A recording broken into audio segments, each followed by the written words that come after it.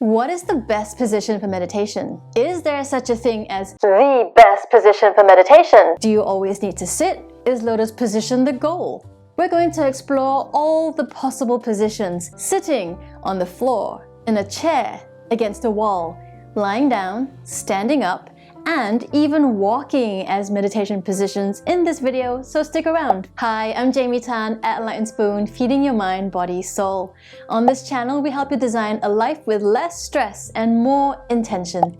It's mindful living on and off your yoga mat. When it comes to meditation positions, the best position is really the one in which you feel the most comfortable. If you're just starting out and doing 5 or 10-minute meditations, it might seem okay initially to be slightly uncomfortable, but if you're looking to level up your practice with longer meditations, imagine sitting in an uncomfortable position for a half hour or even an hour. Some schools of thought believe it's mind over matter and you push through the pain. But I prefer a gentler approach, especially if it means less chance for injury. Let's talk about seated positions for meditating. Most people look at the full lotus pose as the gold standard for a seated meditation pose.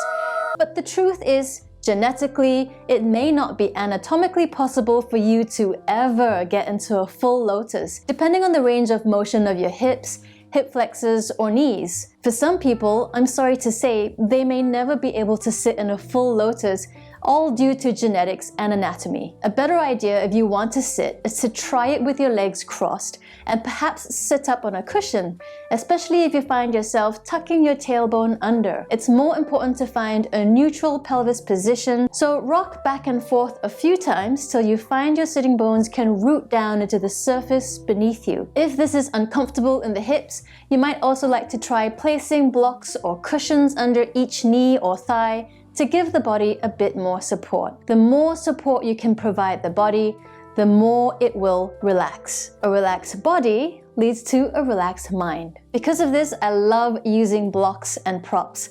I'll link to everything I'm using today in the description below, along with a 10% discount code for all MANDUKA products for those of you in Europe. Of course, you don't need blocks and props. You can use pillows, sofa cushions, even books. Whatever you have in your house could work as supports too. Whatever sitting position you find yourself in, it's most important to have a straight spine. To feel this lengthening of the spine, feel both sitting bones rooting down and gently lengthen the spine upwards through the crown of the head. If this is uncomfortable for longer periods, you can also support the back, either leaning against the side of a sofa or against a wall.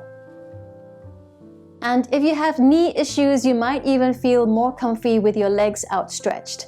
Place blocks or cushions under the knees, or you could even bend the knees, place the soles of the feet on the floor. If sitting on the floor is just a no-go zone for you, you can sit in a chair. Ideally, you're sitting with both feet placed solidly on the floor, with your knees at a right angle. If your feet can't touch the floor, place them on blocks or on books. Doing this allows you to keep the same neutral pelvis position like we discussed when sitting on the floor. It may not be a good idea to lean back into the backrest, as this may cause your pelvis to tilt backwards too much. So again, rock back and forth to find your neutral pelvis.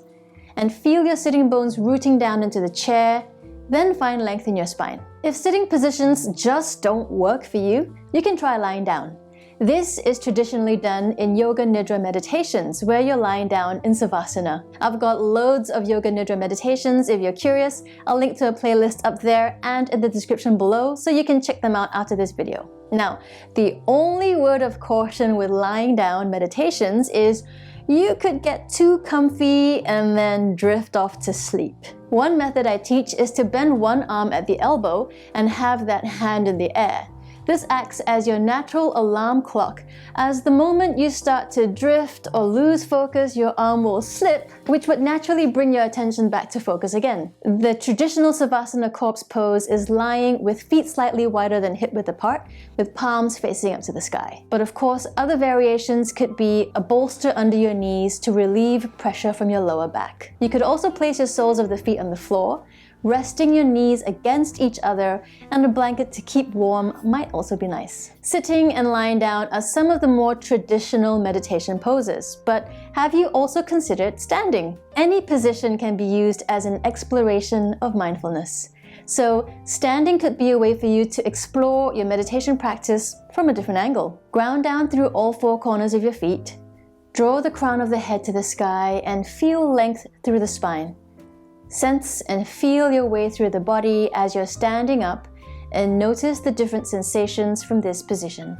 Taking this one step further, there are also walking meditations you can do, being mindful of each step you take and connecting with each sensation with every slow, deliberate move you make. This can be done indoors in the safety of your home and can also be taken outside. Noticing how you can engage in a mindfulness practice even in a busy city. I've got a two-part walking meditation series you're welcome to explore if you're looking to add another layer of understanding to your meditation practice. What's your favorite meditation position? Are there any from my suggestions you'd like to try? Let me know in the comments below. If you learned something new from this, I'd appreciate a like and subscribe, and join my monthly newsletter for more ways mindful living can help you stress less yet accomplish more. I'll put a link to it below too. For more technical tips and tricks to enhance your practice, check out my Meditation Explained playlist here. I find not many people discuss enough about the theory, techniques, and tools that can help level up your yoga and meditation, so maybe this could help you. Or this is a video you might enjoy too. I hope they help you find more grace, ease, and flow in your busy life, and I'll see you in the next one.